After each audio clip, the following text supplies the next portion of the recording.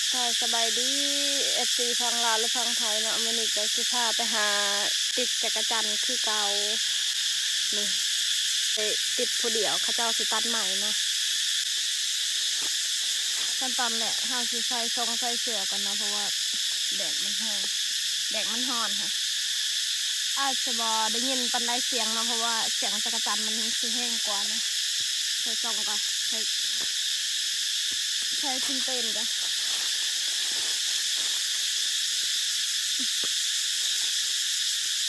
กะก่อนสิออกแดดเราต้อง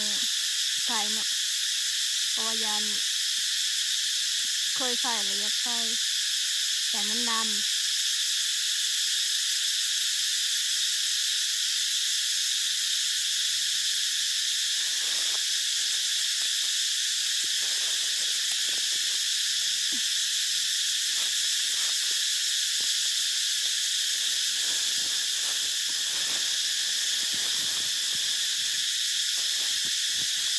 ใส่ทรงเพราะว่าถ้าที่ใส่ข้าสันมาได้เนาะเพราะว่าจะน้อยใหม่ที่ถึงใหม่ที่เจ็บนี่ก็จะเป็นตังเขาตัดเองเนาะเขาเอาเองบริสุทธิ์เพราะว่าถ้าตั้งเขาสื่อเนี่ยที่เจ็บท้องกินแล้วเนาะอันนั้นเสียงจักเขาจะไม่ตัดใหม่ห้าสิบติดจักรจันทร์เนาะไปเบิ่งว่าจะได้ระบาดนี่จะเป็นจักรจันทร์ที่เขาติดเนาะนี่บาดจะนะยังแต่บาดหาที่จักรจันทร์บ่มันติดไม้ติดมือหูนี่เป็นตะกินนี่เป็นตัวแม่เนาะมันไข่แล้วเดือนนี้เนาะจะเป็นจักรจันทร์เนาะเบิ้งไม่ใช่แล้วตัวนึงอันนี้สามารถกินดิบได้เพราะว่าผู้ใดที่มีพยาธิลายฮะบ่ได้อนุญาตให้กินดิบเนาะ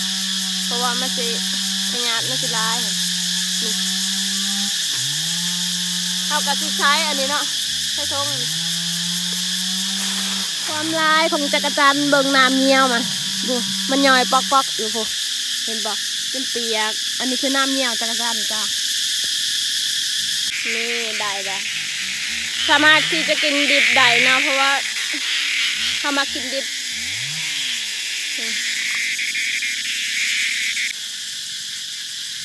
เขาจะเอาอันนี้ไปจิกจักรจันทร์เนาะ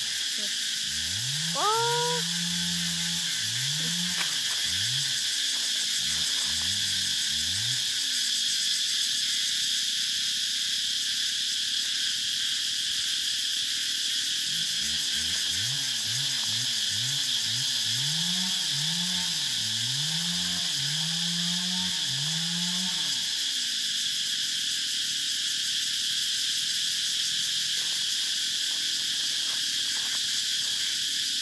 นี่ได้แล้วจ้า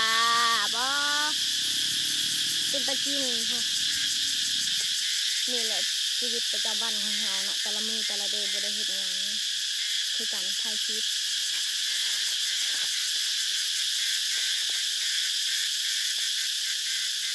เจ็บขาได้เดี๋ยวมันยูซูต้องกับอาซิบะแจงเนาะบ่มีใครจับให้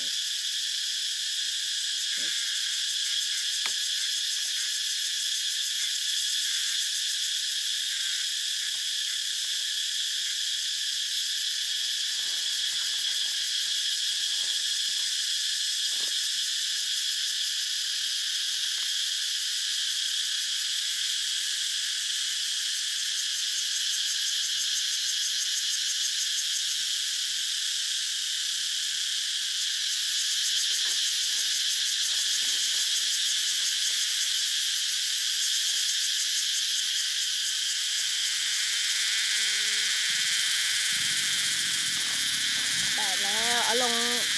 มาเท่านึงก็4-5 โต๊ะบุ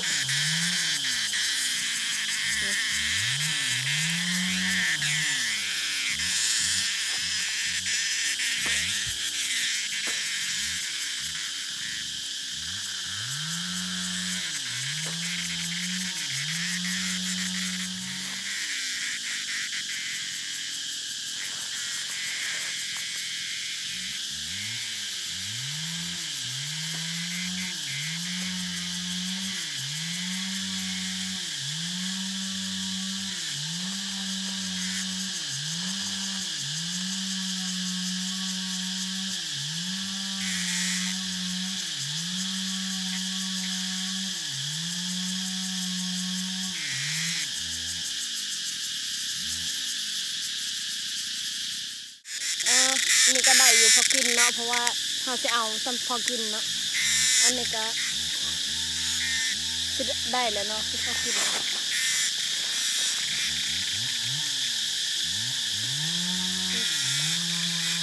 เขาสิมากินแบบสดๆดิบๆนะสภาพก็ได้บ่ได้แต่งหน้าทาแป้ง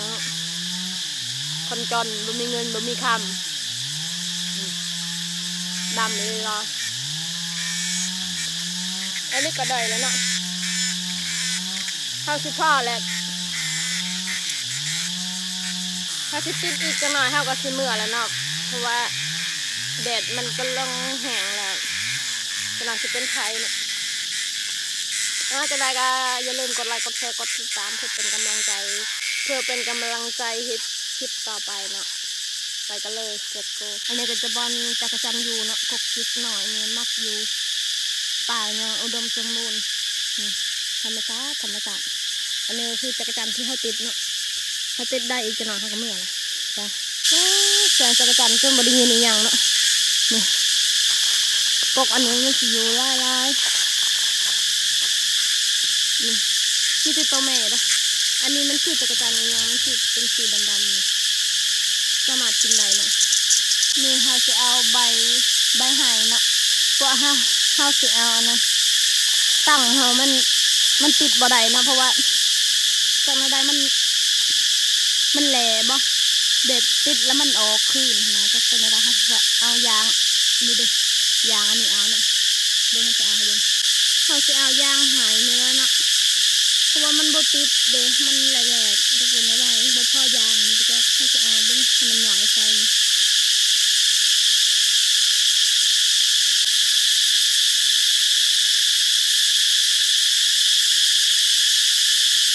เอายางนี่แล้วเนาะเบิ่งมันหน่อยเลยดิ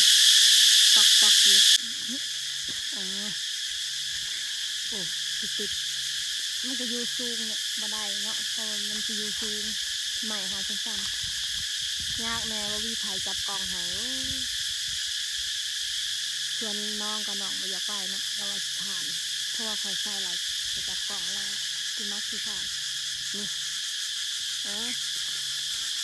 การทำกินมันธรรมชาติเนาะเธอจะได้แต่ละคลิปมันแบบโคตรเนี่ยเหนื่อยนะเพราะว่าบ่มีใครจับกองแท้ก็ได้บาลานซ์ไม่ใช่อยู่สูงหมดเลยเบิ้งเป็นตาสะอ่อนภายในแล้วที่แบบเคยติดกันกันเป็นหาติดเลยติดกินเนาะเอาไว้เวลาอาจจะสิยากแน่เพราะว่าบ่มีใครจับกองให้เนาะแดดกันเพราะมันแดดอะไรรอ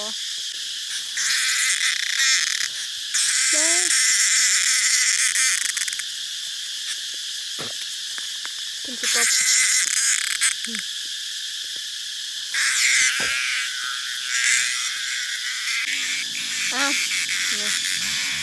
ยานเนาะเพราะว่ายานไปไกลเพราะว่ายานผู้ใดที่แบบสูบยาบาละเมาจะนะเขาจะพาเฮายานเฮาไปแถวมันนี่แหละบ่ไปไกลดอกเฮายานเนาะก็ได้อยู่จ้าเขากินนี่